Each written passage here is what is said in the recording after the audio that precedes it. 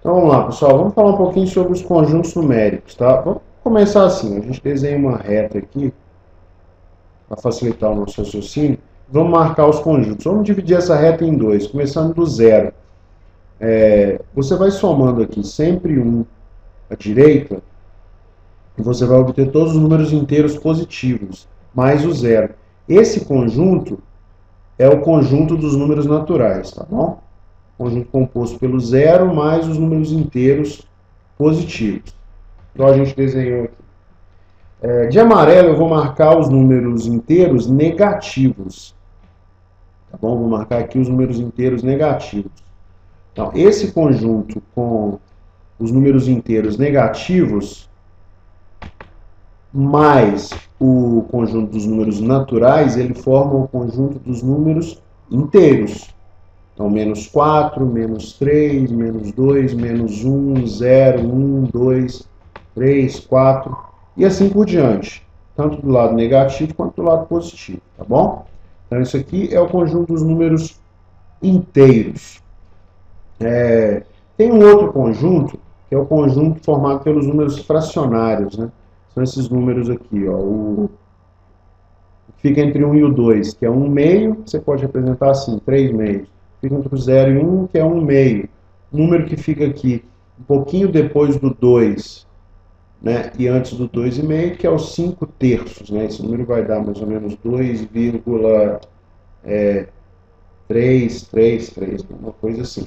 E olha só essa divisão. 5 dividido por 2. 5 por 2 vai sobrar um resto, né? Então dá 2 e sobra resto 1. Você não consegue dividir, coloca uma vírgula, 10 por 2. Vamos fazer por 3, né? 3 é mais. Aliás, essa conta que eu fiz está errada, né? Não é 2,33, não. 5 terços. 5 terços é 1,66 alguma coisa, aqui um pouco depois, né? Aqui os 5 terços, 1,66, e assim por diante. Ó. 5 por 3 dá 1, resta 2, vírgula, 20 por 3, 6. 6 vezes 3, 18. Resta 2 de novo. E aí você vai fazer isso eternamente, né? Um jeito de escrever isso é assim, 1,6 barra para dizer que é a dízimo.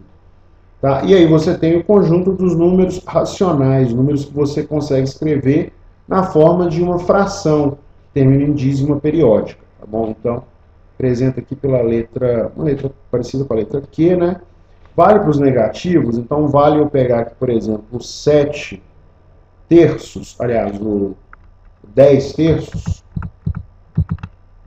10 terços, que está aqui um pouquinho depois do 3, é 3,33, negativo, vale. Então vamos escrever, ó, menos 10 terços, menos 5 meios, o menos 1 também entra, porque você pode escrever na forma de fração, menos 1 sobre 1.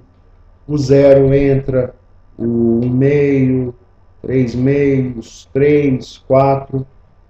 Tanto o infinito negativo quanto o infinito positivo fazem parte do conjunto dos números racionais. Agora, tem uns números que são meio loucos, entendeu? Os números são meio doidões, assim, que são números do tipo. Eu vou fazer aqui na calculadora, ó.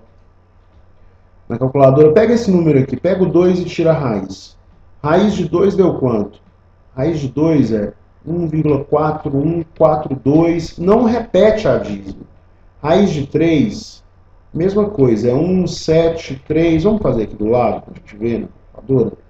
3, tira a raiz, 173, 2, 0, e ele nunca repete, o π também não repete, vai ser 3,14, 15, tanto vale o positivo quanto o negativo. Você tem que ter uma reta separada para esses números, né? Por quê? Porque o zero não entra.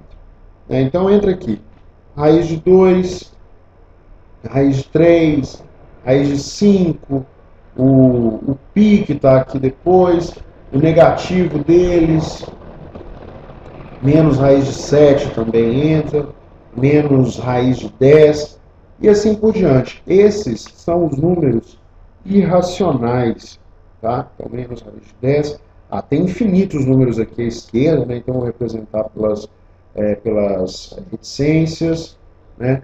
Você tem aqui o raiz de 2, tem ali o π, 3 vezes π também vai ser irracional, e assim por diante. Tá bom? Então aqui você tem o conjunto dos números irracionais. Você não consegue escrever na forma de raiz. Beleza? Uma outra representação é assim, ó. Só para a gente ver como eles se relacionam. Pega aqui o conjunto dos números naturais.